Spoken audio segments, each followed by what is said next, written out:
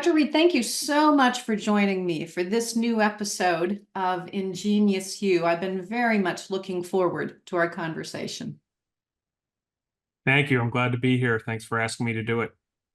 Now, our listeners are always very interested in the background of our guests. So, can you give us a brief introduction to your leadership journey and the key experiences that have shaped your career and brought you to Loyola of Chicago? Sure. I get asked this question often, and I often wonder, does anybody really that interested? But since you asked, I'll certainly be a compliant guest and give you my background. When I graduated from college, like a lot of people, wasn't entirely sure what I wanted to do. I had a few different options on the table. I was seriously considering going to law school.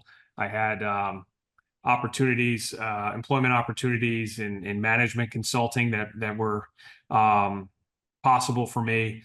But I also really enjoyed my own educational experiences, and I admired the teachers and the mentors and the coaches and everybody that taught me throughout my life. So after college, I decided to kind of put, in some respects, those other opportunities on hold, and I decided to participate in a service program for a year where I taught high school and was involved in other kinds of activities at the school. And in some respects, I would say that kind of really solidified for me that a career in education was to be in the cards. So I spent the next few years after that, three in fact, teaching high school at a school in the Boston area, and went to graduate school at the same time. And I thought I was on a path to really stay in secondary education. But sometimes things come your way when you least expect them. And I had an opportunity to transition to higher education, and also continuing my own education as well, which I took. And as they say, the rest is history. So I spent 15 years in a few different roles at Fairfield University. Mm-hmm. Fairfield's a Jesuit university Mm-hmm. in Connecticut.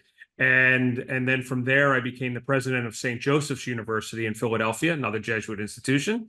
And after a little more than 7 years there, I was offered this wonderful opportunity to be the president here at Loyola University Chicago. So the common theme and the thread throughout my career has been Jesuit higher education, and I'm quite proud of that.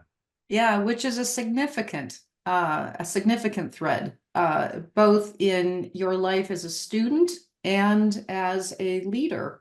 So can you say a little bit more about what personal experiences or teachings from the Jesuit educational experience that you have had have most profoundly influenced your own approach to education and leadership? Sure. I mean, for me, the subject matter has obviously always been quite important, but it's really been about the experiences and that I've had with individuals, whether individual teachers, mentors, colleagues, and the like. And just earlier this week, I had a business trip to Washington, D.C. Whenever I do, I try to make time, if I can, to take a little side trip to Baltimore to visit two Jesuit priests who were in a retirement community there. One of whom I knew as a high school student, and then subsequent the rest of my life, and the other who was the president of Fairfield University when I was a student there, and also is the one who essentially hired me back and put me on a path that I didn't expect.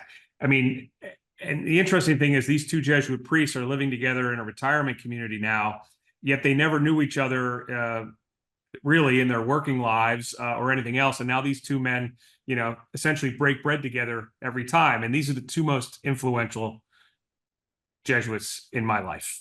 Okay. So for me, the experiences have been people like that. And there are countless others as well, many of whom are still active in in their apostolates and in their work. But it isn't just Jesuit priests, of course. I mean, there are many other individuals that I've had the great fortune to work with, and that's been, really special. I mean, I would say from my vantage point, it's hard for me to really separate my educational experience from doing so in the context of the mission of a Jesuit institution. However, when I ultimately, decided to pursue my doctoral studies, I went to the University of Pennsylvania for those and had a wonderful experience while I was there. But it was the first time in my life that I attended a not a Catholic institution, and in terms of my my modern memory, an institution that was not a Jesuit institution. And to be in an educational environment where mission is not discussed in a very open, transparent way was a unique experience for me. Mm-hmm. And so it was a good experience for me. Don't get me wrong. It was at a different point in my life that I think it was my goals and my needs were quite different, and I was exposed to a variety of different kinds of perspectives that I think were quite valuable. But for me, the personal experiences and the teachings that I've had have really been formed and shaped by the example of the people that I have learned from or I've had the pleasure to work with. I'm an observer of what people say and what people do. And that has been really the grace for me throughout my life and throughout my career. That's powerful. And I think for any of us who've been touched or experienced firsthand the Jesuit difference, if you will, I think we can certainly resonate with what you're describing. Now, you were the first lay president of St. Joseph's. Is that correct? That is correct. Okay. So as the first lay president and now as president of Loyola, how do you integrate the Jesuit values into your approach to leadership? Sure. I became a senior leader, if you will, in Jesuit higher education at an early point in my career and at a young chronological age. And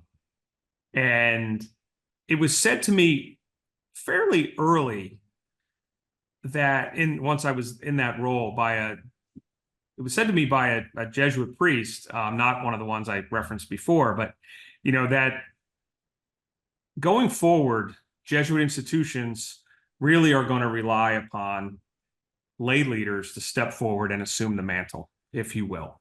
Just the numbers, the demographics, the complexity of the institutions and such that, going forward, that was going to be necessary. And I have to tell you, I was intimidated by that because I thought to myself, how could I ever, really do that in a credible way, compared to somebody, who has a lifelong vocation, had 10 plus years of training and formation, if you will.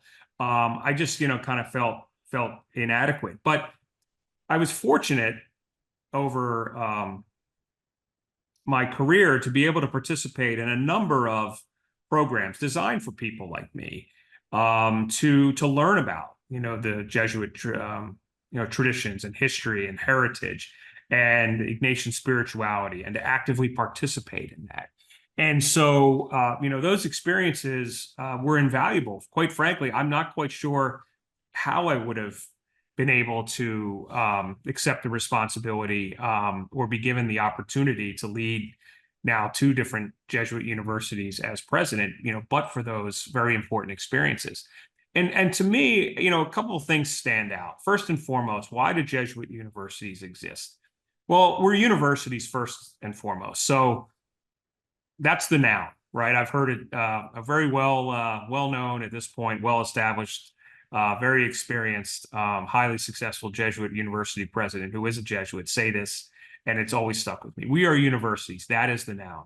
And then we have adjectives which describe us, Catholic and Jesuit. and they describe what we are. But as a university, first and foremost, we need to be, and we are, committed to academic excellence and the discovery and the transmission of knowledge. But what makes us different, and as a university president, I need to keep this as top of mind as we can, is we actually seek to integrate that academic excellence with a commitment. Now, for us, in many ways, it's about religious commitment, but not everyone who comes to our institutions are Catholic or have any type of religious commitment at all. Now, if you happen to be, a committed Jewish person or a committed Episcopalian or whatever the case may be, we want to integrate that commitment with academic excellence.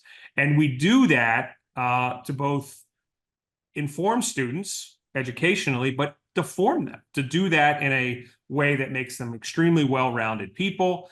And I like to say to our students at the end, and we had graduation last month, and I say this at all the ceremonies, you've got a wonderful education here at Loyola, but remember that education you receive is ultimately not simply for you. It is for you to go out and to do something in the world that contributes to the greater good and improves and impacts the lives of many people around you and, in the broadest sense, the world. So these are some of the really key, thoughts that come to mind for me when I think about what it means to lead a Jesuit university as opposed to any other university. Yeah, for sure. Now, let me ask you to go a little bit deeper in terms of Loyola specifically. And all of the things you just talked about are certainly true of Loyola. But in addition to that, how is Loyola different? It's obviously a landmark institution in Chicago, has been for a very, very long time. But what's your, I guess, elevator pitch, if you will, in terms of how it is unique in the landscape of higher ed, maybe both in Chicago and globally? Sure. And I chuckle because I've never been good at the elevator pitches, but I'll try my best. There are 27 Jesuit colleges and universities in the United States and countless more around the world. But I'll just kind of limit my perspective to the United States because it's what I know best. There are some small Jesuit colleges and universities, some of which a lot of people haven't necessarily heard of. There are some Jesuit universities that have really good basketball teams that everybody has heard of. And so it can really be not as easy as people think to kind of say, well, what makes this Jesuit university different from that one? Aren't they all kind of the same? And there's a common mission, obviously, that binds us and a common tradition that binds us. But having now been at 3 different Jesuit universities as a leader and having, attended another one for graduate school and knowing a lot about, the system or the association, if you will, I can tell you that not all Jesuit universities are alike. And so specifically to Loyola, we are an anchor institution. We are a significant anchor institution for the city of Chicago. And we historically, we were founded originally to serve and to provide opportunities to an underserved population. Okay.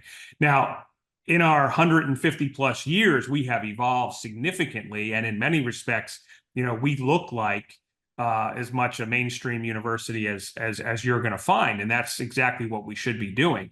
But we are one of the largest and the most complex Jesuit universities, not only in the United States, but around the world, with a medical school, a law school, in addition to colleges of arts and sciences, business, nursing, et cetera. And so we have real opportunities to have tentacles in a lot of different kinds of ways.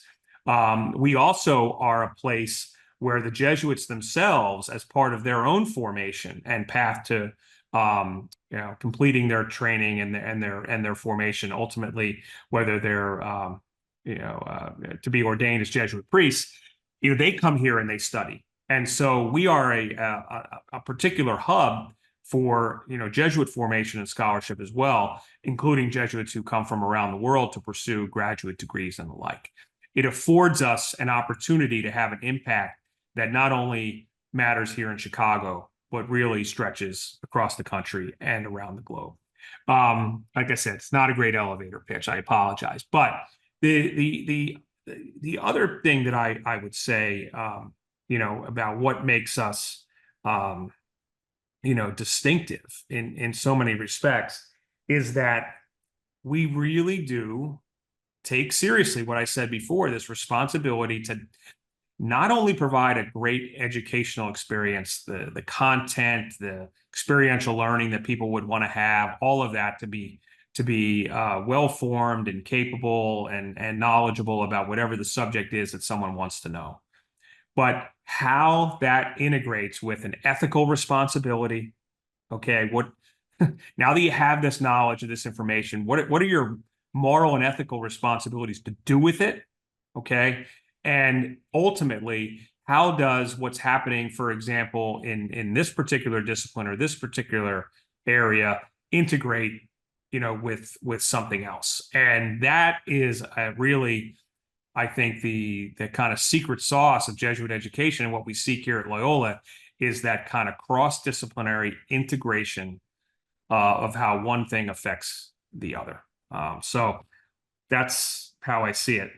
By the way, we've ridden the elevator now about 10 times since I've started that answer. Oh, I think that's an excellent elevator pitch. And I'm an alum of Right. Loyola, and everything you've just described is true of my own experience at the doctoral level, which is not always the case. Right. Where you have the mission and the unique distinctives that stretch across the entirety of the institution. And during my time, that's exactly what I experienced. So, in your short time there, it's interesting. It's interesting you say that. If I can interrupt for a second, yeah, just sure. because we did have graduations recently, and I've now experienced 2 graduation seasons here at Loyola.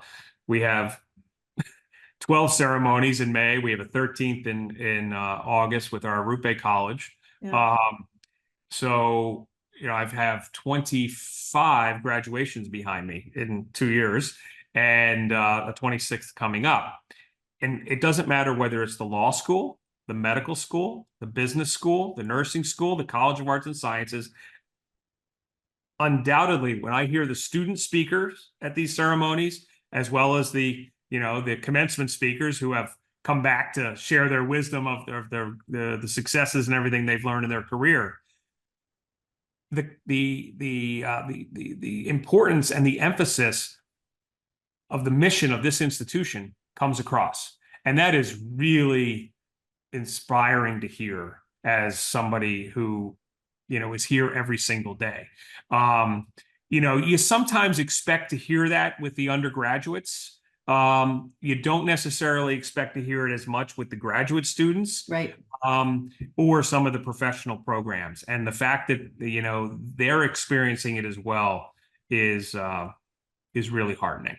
Yeah, and significant. So, and not easy to pull off, as you No. know, in a complex organization like Loyola is. Yeah. You mentioned the Arrupe College. Can you just briefly say, I have always found that to be a very impressive thing that you're doing. Can you just say a few words about what Sure. it So is? Arrupe College was founded almost 10 years ago. We're looking forward to the 10-year anniversary coming up. And in essence, Arrupe College is a 2-year associate's degree program college within the larger Loyola University Chicago. So it's one of our colleges and schools. It's not separate from the university. It's not a one-off. It's one of our colleges and schools. And so this program, in this college, when it was formed, essentially is a opportunity for students who, for whom college, even as an option, just may not have been in the cards for whatever reason. And so it's a very high touch, lean in kind of program where the faculty and staff engage with students on a very deep and meaningful level. And so what makes it really innovative and unique, because obviously associate degree programs, community colleges have been around a long time, right? So that concept is not necessarily innovative. But to do this as a private university without state funding, Right. And essentially say, we're going to commit university resources to this kind of educational experience and this kind of wraparound support services, is quite impressive. And the model has been replicated or borrowed, if you will, now at a few other places around the country. Boston College has recently started a program.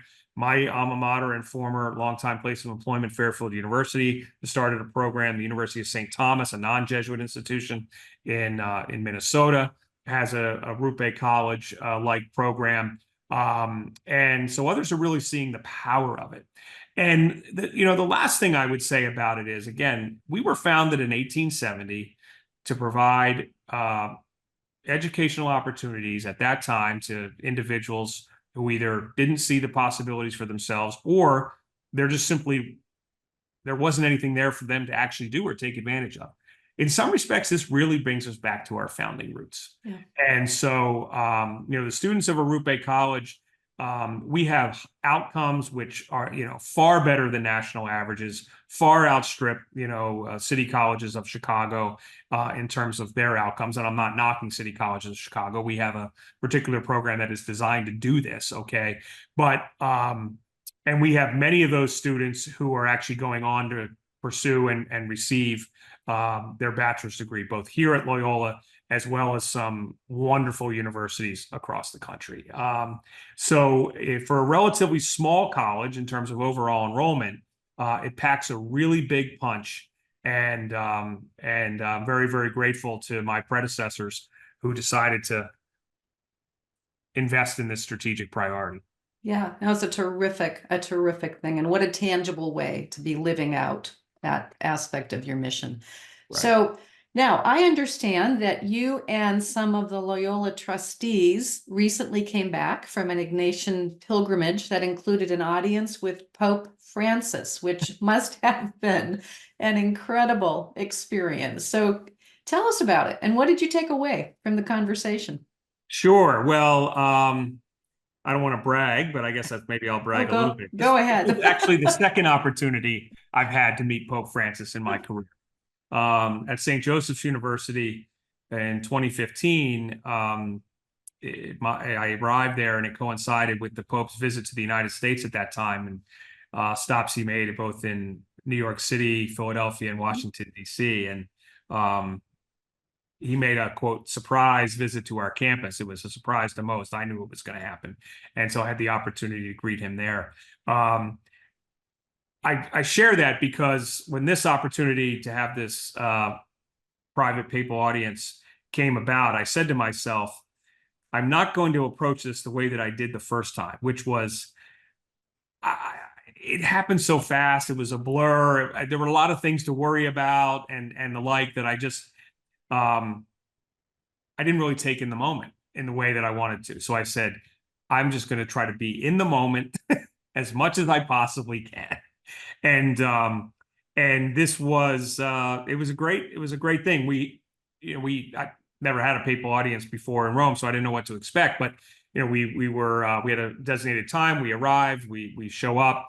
There's a series of rooms in the Apostolic Palace where, clearly the Pope can meet with different groups of different sizes. So we were led into a particular room and we waited for him to come in. But at our seats actually was a wonderful, I have a copy of it here, a wonderful address that the Pope had written. It was an English translation of it. And so we realized very quickly that when he came in, he was likely to give us an address, which we were not anticipating. And it was very special. He spoke to us in Italian. We had the English translation.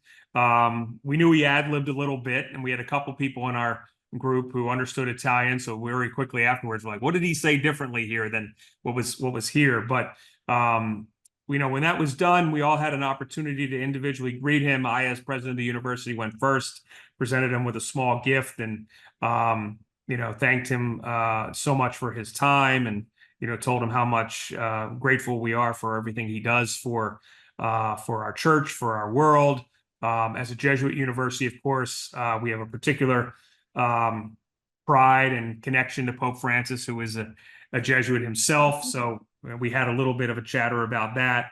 And then I reminded him, not that he would ever remember meeting me before, but the reason that he visited our campus in 2015 at St. Joseph's had to do with a personal friend of his Rabbi Abraham Skorka from Argentina, somebody who's known a long time and done a lot of work with, who was at our university giving a talk. And there's more to that story that I won't share with you now. But I mentioned Rabbi Skorka's name and the like, and he immediately perked up. And he said, Philadelphia. And I said, yes. And we had a nice little exchange about that. So, you try to make a personal connection wherever you can. I can't imagine what it's like to be Pope Francis in the course of his day, but we all know the Pope these days is struggling physically with I think it's his, either his back or his knees. But once he sat down in the chair and spoke to us, I mean, you would not know that this is anything other than a man of vitality and great wisdom. Yeah. Well, obviously a highlight that you will carry forward for a very, very long time. It was a special day because after that visit in the morning, we had other activities planned, which were wonderful. But we also had a meeting that evening with the Superior General of the Jesuits, Father Sosa. In history, sometimes the Superior General of the Jesuits was referred to as the Black Pope because the black cassock that the Jesuit Superior General would wear, and kind of the role and the influence of the Jesuits around the world. So to have a private meeting with Pope Francis in the morning, and then a longer private session with the Superior General of the Jesuits at the end of the day, it doesn't get much better than that. No, so what's it going to take to top that? I don't know. I haven't thought about that yet. Well, I have a feeling something will come along. So maybe I know what'll top it, a national championship in basketball. Yes, yes. With your sister sitting courtside. Sister Jean. Yeah, exactly. Yeah. How old is she now? Sister Jean is 104. She'll be turning 105 later this summer. I had lunch with her the other day, which I do with some regularity. And Sister Jean still comes to work 5 days a week. I mentioned those 12 graduation ceremonies we had last month. Yeah. Other than the provost and me, who was at all 12 of them, and obviously the wonderful staff that make everything happen, Sister Jean attends all 12. No kidding. She's at every single one. She's a living saint.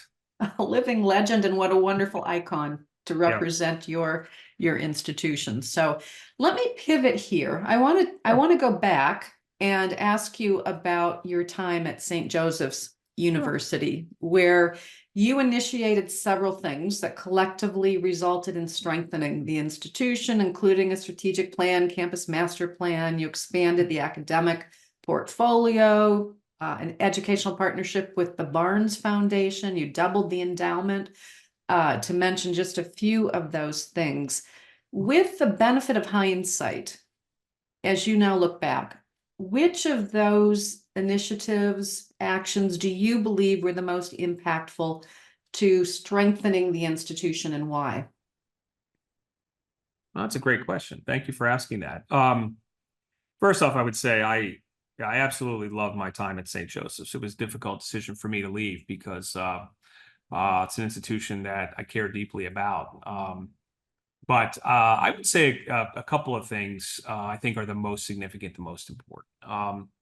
I think everything we did there and you cited, I think is important, but expanding the academic portfolio, or essentially the academic offerings of the institution, I think long-term is among the most important things that we did. And so, St. Joseph's University, like many other, Jesuit universities of its size and scope, had historically a strong College of Arts and Sciences. At some point, a business school developed, usually in the 70s or early 80s. And at St. Joseph's, that business school really grew and developed and became very well known and highly successful. But going forward, as a private university, in particular, kind of a smaller or mid-sized institution in a very competitive marketplace, especially in Philadelphia, which has world-class institutions, world-class liberal arts colleges, as well as more Catholic colleges and universities than any other city or diocese in the country.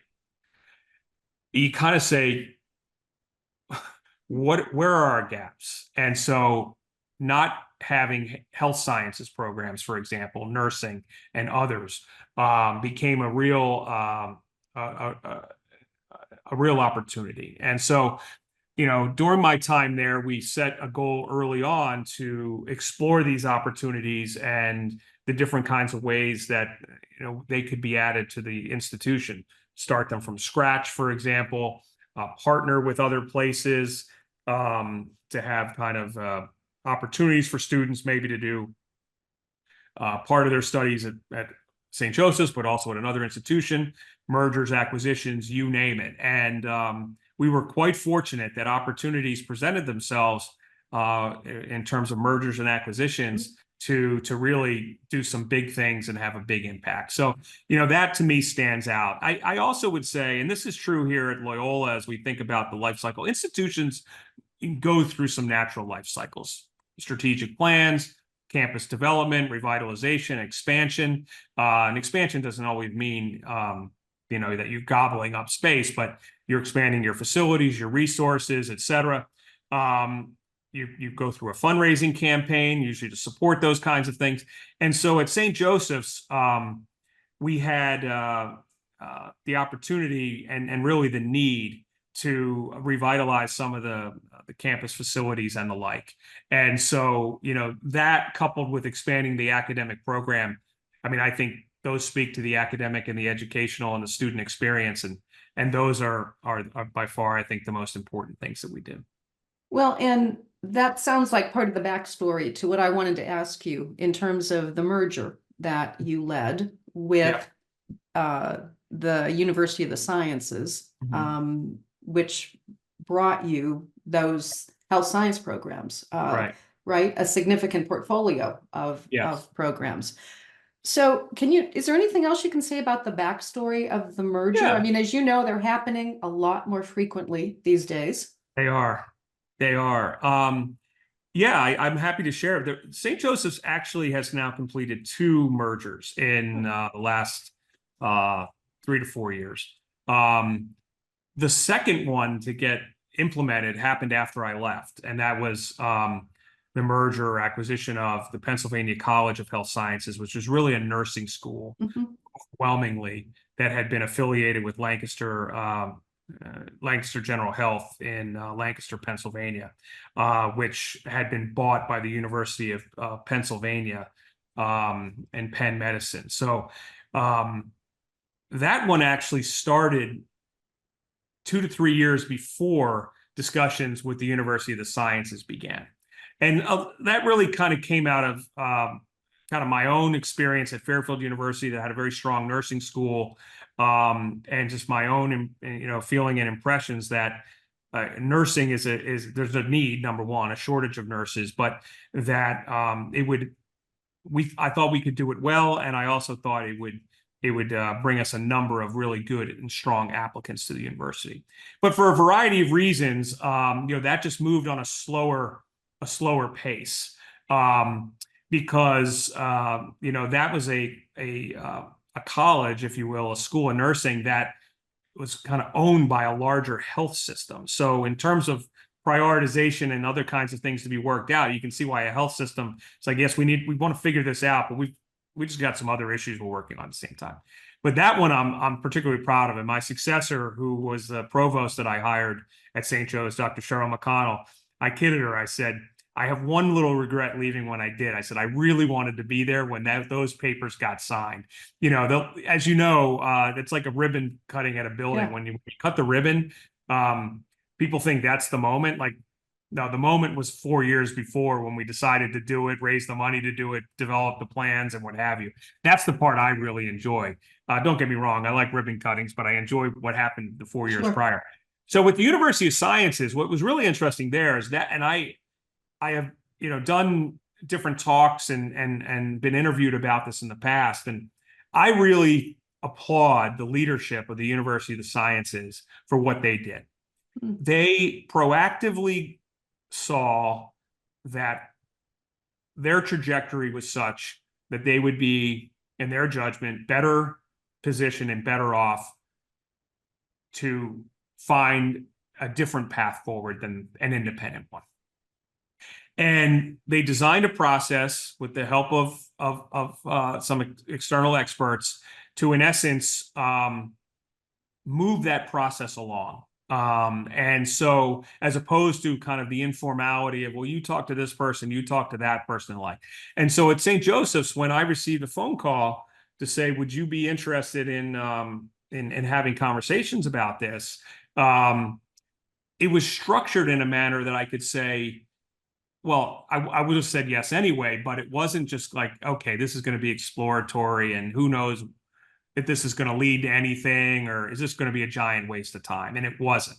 And, ultimately for us at St. Joseph's, we really saw the opportunity to add 4 significant health sciences programs that were mature, accredited, competitive, and with strong, pipelines for students, talking about pharmacy, physician assistant program, physical therapy, occupational therapy, as just too good of an opportunity to pass up.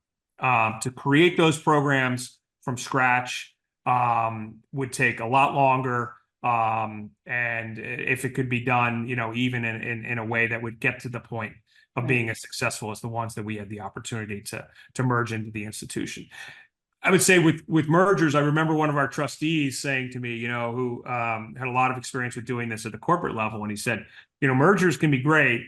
Mergers/acquisitions can be great. He said, you may get exactly what you want, but there's a lot of other stuff that can happen that you have to sort of take with it that you don't want, right? And I think, there's lots of examples of major, corporations who maybe have regretted sometimes things that they've acquired or that they've merged with.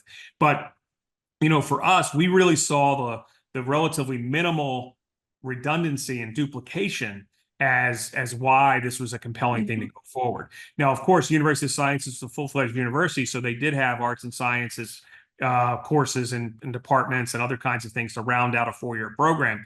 But they were really kind of all in service of those kind of 4 major health sciences programs I talked about, or strong natural science programs in biology, chemistry, and the like. And so those could augment and support, existing programs at the university. And so while inevitably, you have to shed some things and you have to make some tough decisions, it wasn't as if we were kind of taking a lot of redundant things and merging them together. We had relatively minimal redundancy, and we had a clear path forward with some issues, not some issues, some programs that we otherwise wouldn't be able to have. I mean, the other challenge I would say with this is, for a period of time, we knew that we were going to be operating 2 physical campuses. They're not that far apart in Philadelphia, but they're not necessarily right next to each other either. So we knew that was going to be a challenge. We knew long term that it probably was going to make sense to just consolidate at the St. Joseph's University campus. But we left ourselves some wiggle room to figure out, well, we're going to operate these 2 campuses for a while. We're going to learn a lot more. We don't know everything we don't know, and we'll figure that out. And St. Joseph's University is in the process of moving to a full consolidation, if you will, at the St. Joseph's campus, and ultimately the former University of Sciences campus will be redeveloped into something else or sold to another entity. So, as you can probably tell from my response here, I mean, I get animated talking about this because it was really interesting work, and I think you have to in these cases. I think the key takeaways are for institutions, and yes, there have been a number of either closures or kind of institutions that are really struggling.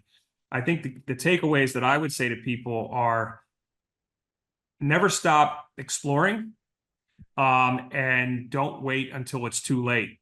I had a conversation with my board at one point, and I said, we are in essence the bigger institution in this particular situation. We're perhaps the acquirer, if some people want to use that terminology. I said, but we need to think about it from their perspective. What if we were approached, or we found ourselves in a situation where we wanted to do something?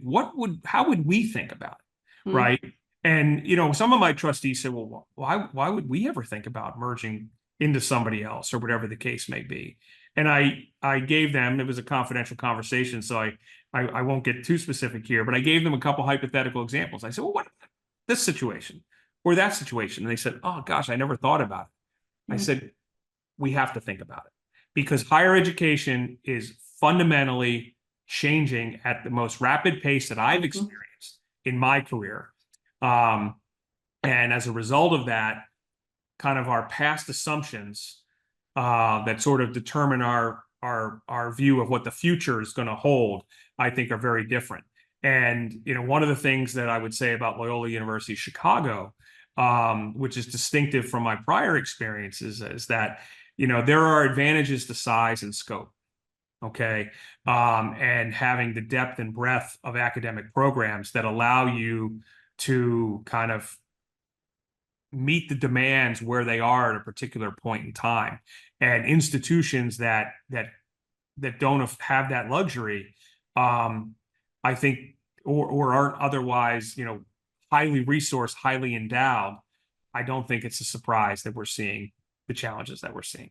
Yeah, indeed. So, well, thank you for taking us through the experience of the merger Sure. and sharing some of those takeaways. And I just have to say, I mean, it's a brilliant strategy.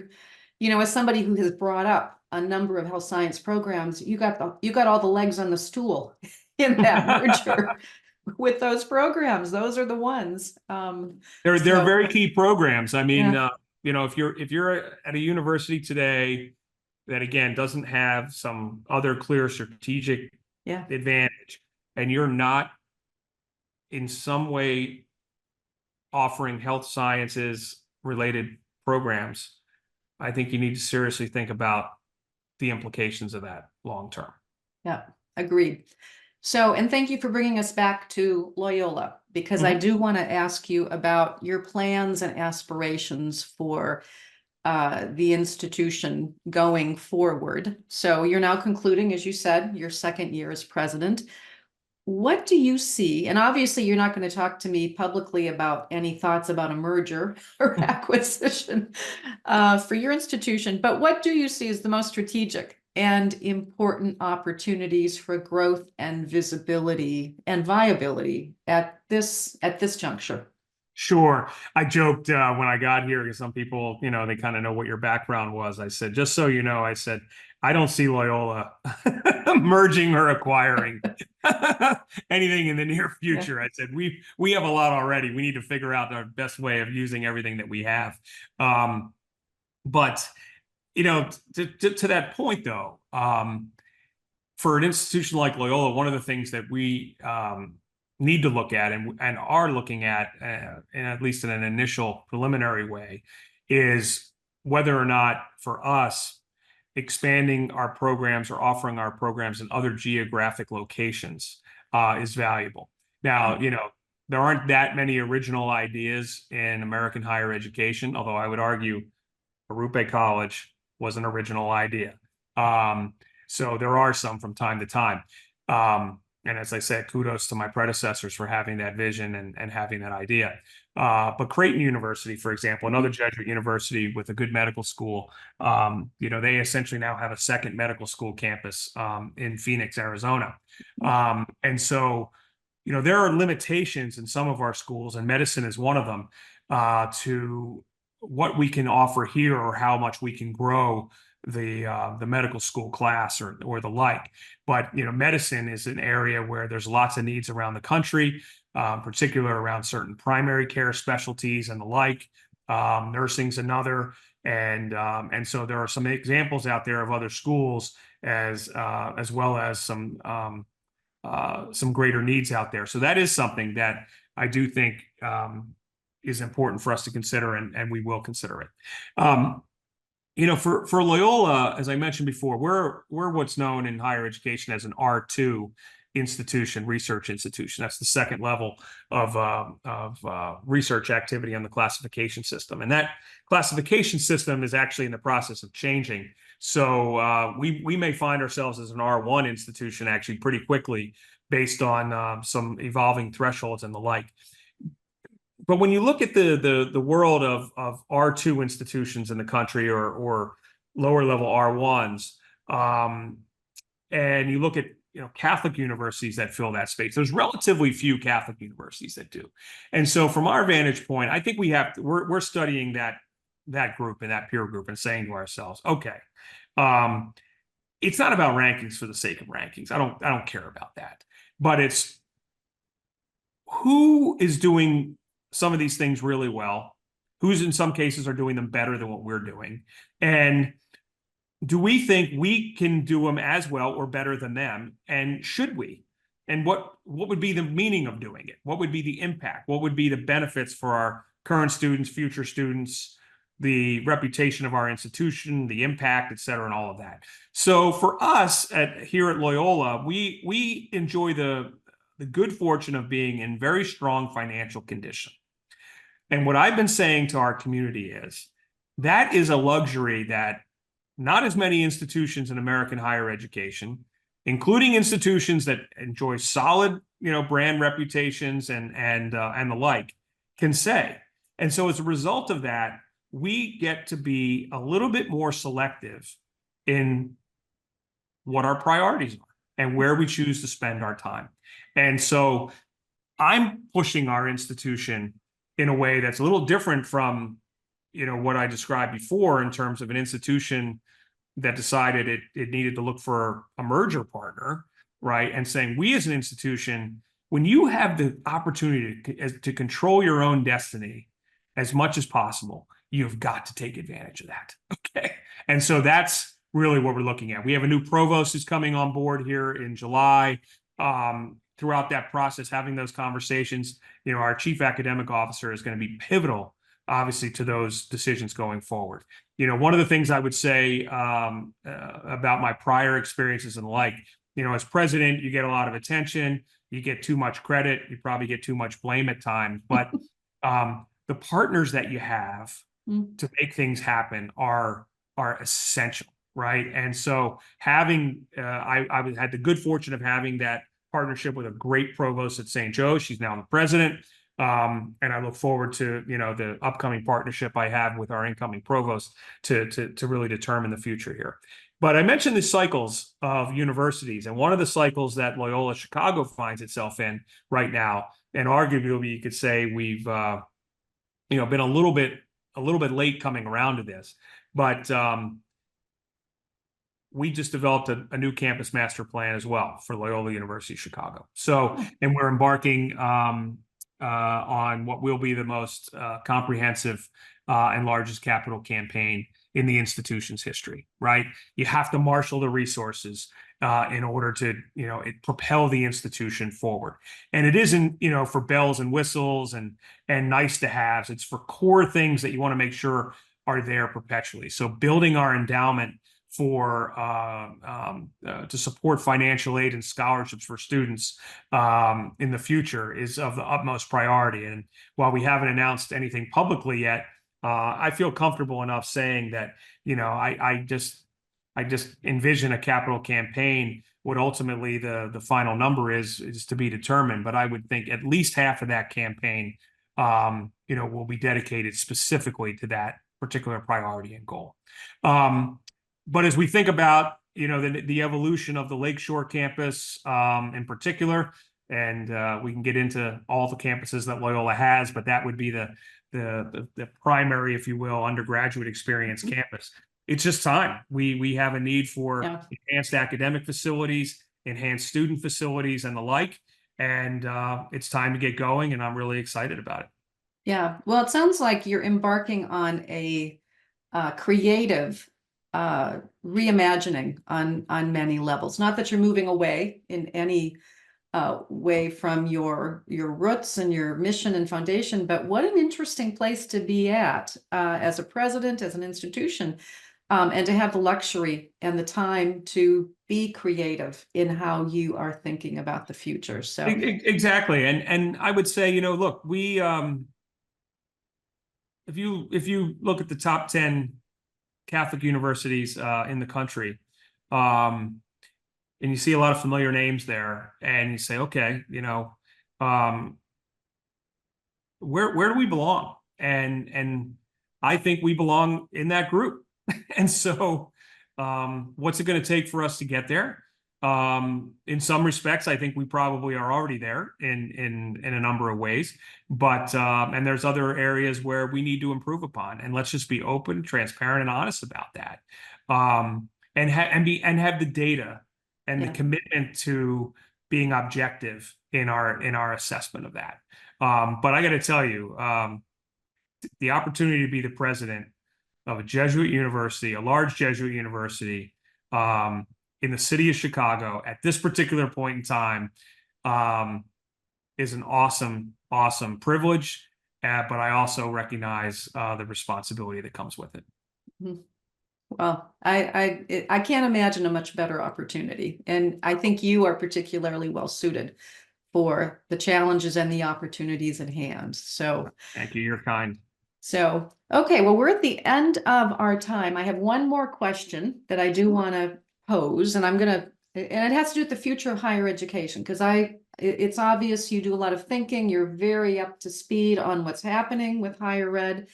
So it's really a two-pronged question. On one hand, what do you see as the biggest challenges and opportunities for higher ed going forward, that leaders really need to have on their radar? And secondly, if you could leave one transformative idea or piece of advice that would shape or impact the future of higher education, what would it be and why? Ooh, it's not a softball, you know. Oh, but you're up to this. Well, I think, you know, it's not an original idea, but I think that the biggest challenges here are really trying to figure out how the economic model of American higher education is going to continue to work. What makes American higher education as great as it is the diversity of it, the different kinds of institutions we have, public, private, flagship publics, regional publics, you know, large private, small. I mean, that's what makes it really distinctive and good. But the economic model of it is really strained, and so you know that's a big part of it. Now we've done a lot of things here at Loyola, as have other institutions. You know, our published tuition costs obviously, you know, get a lot of attention, but I mentioned financial aid and the other kinds of things that come along. But, you know, getting people to understand that this is achievable and affordable and worth it is a very important task for us going forward. I actually happen to believe that more people do see the value proposition of higher education than necessarily the kind of the popular media would have you believe these days. But nonetheless, that is you know, a big challenge and opportunity.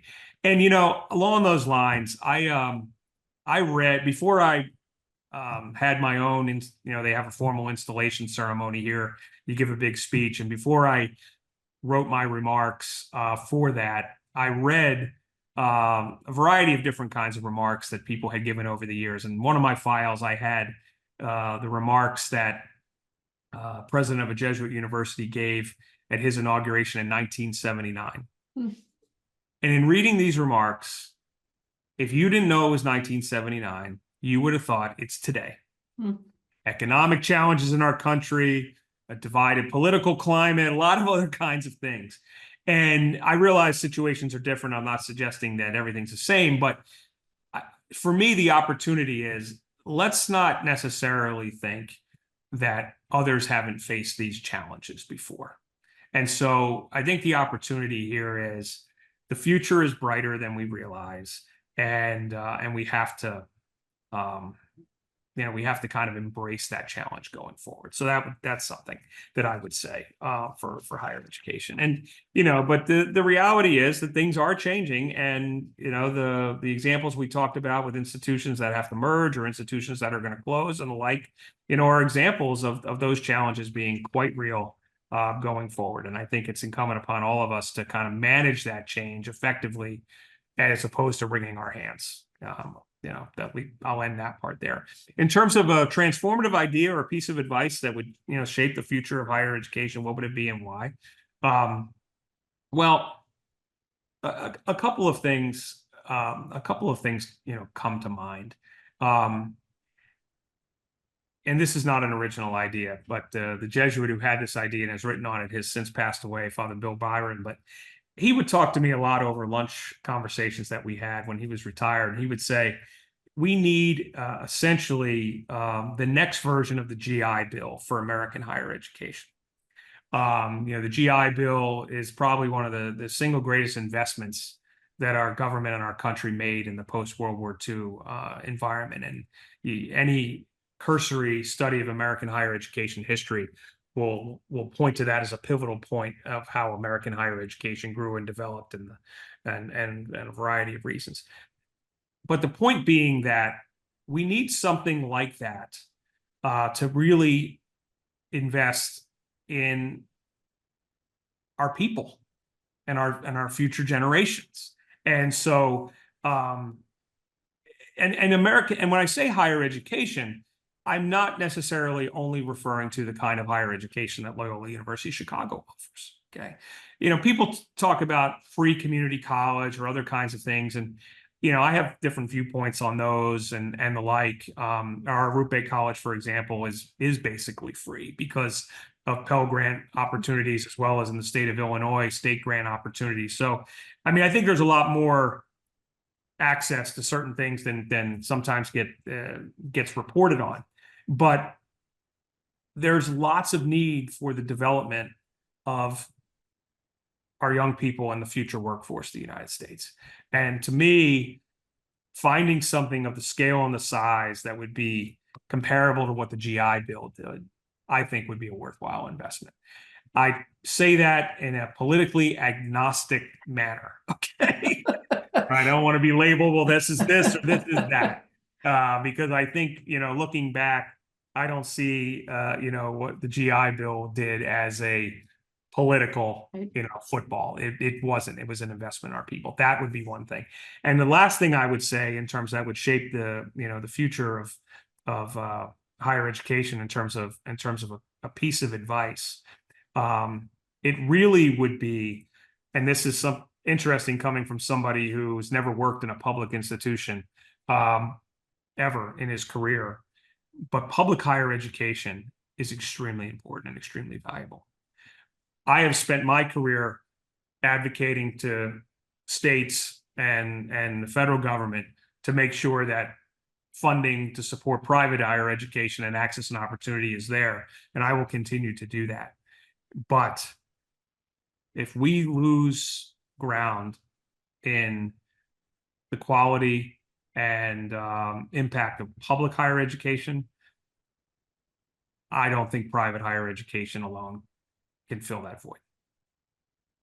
So that would be my last piece of advice. Yeah, great advice to end on. Dr. Reed, thank you so very much for your time. This has been an inspiring conversation, and I'm going to be watching Loyola of Chicago very closely. I already do, but even more so now. Great. So. Great. Well, listen, I thank you for your time. Thank you for your patience with my responses, and I've really enjoyed this. It was a fun way to spend the morning.